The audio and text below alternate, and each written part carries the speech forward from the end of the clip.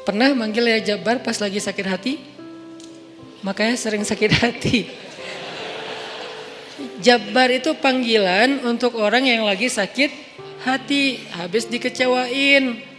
Dikecewain oleh apa? Banyak lah, tergantung circle kehidupan kita ya. Ada yang circle-nya lebih ke main, berarti disakitin sama gengnya. Ada yang circle-nya lebih ke romantis-romantisan, disakitin oleh mantannya.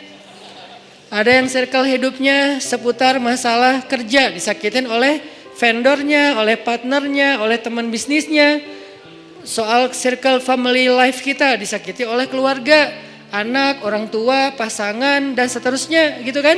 Yang jelas ketika kita merasa disakitin, ketika kita merasa kayak dikecewain, panggillah Allah. Sebelum kita memanggil netizen. Kan kita suka manggil netizen dulu ya.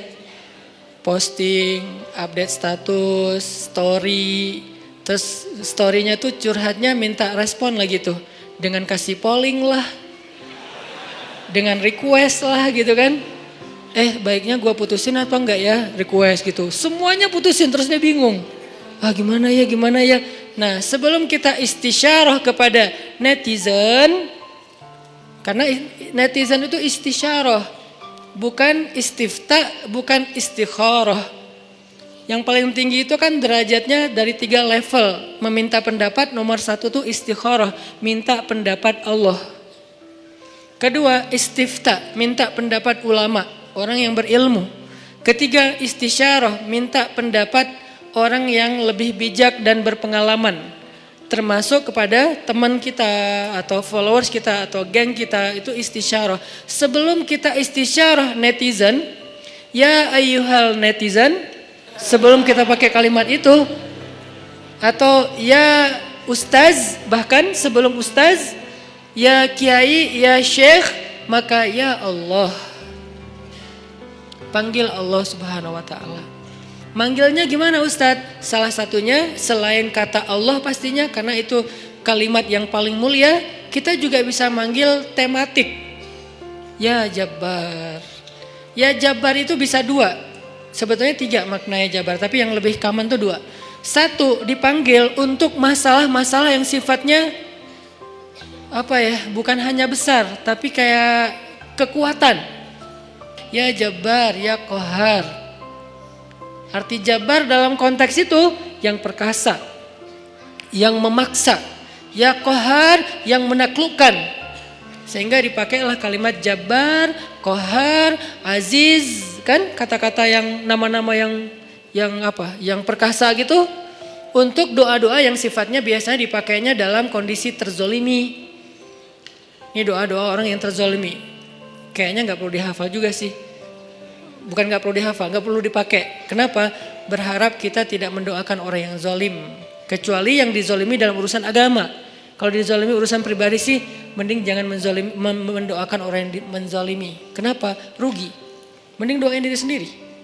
Ketika kita punya kesempatan doa kita diijabah, jangan kasih doa itu untuk orang lain. Rugi, walaupun bentuknya mendoakan atas keburukan, tetap rugi. Mending kita pakai buat doain diri kita sendiri. Ya Allah, saya lagi dizolimin, mudah-mudahan. Nah gitu kan, berarti kan kita dapat kebaikan. Ya Jabbar, itu panggilan orang yang sedang sakit hati. Jadi 1 artinya untuk orang yang lagi dizolimi, 1 lagi untuk orang yang lagi hatinya kayak sedih, kayak disakitin. Gak sebesar zolim sih, cuman ya lumayan lah, bikin gak bisa tidur, bikin tumbuh jerawat gara-gara itu gitu kan ya, karena stres. Jadi intinya adalah panggil Allah kalau kita lagi sakit hati dan dikecewain. Ya Allah, ya Jabbar. Salah satu doa minta disembuhkan kecewa dan sakit hati di dalam sholat adalah Rabbighfirli warhamni wajburni. Kalimat wajburni. Selama ini kita baca enggak? Kan? Tahu artinya? Hampir. Apa arti wajburni? Bukan paksa aku dong Allah, enggak. Padahal arti Jabbar juga yang memaksa kepada kehendaknya.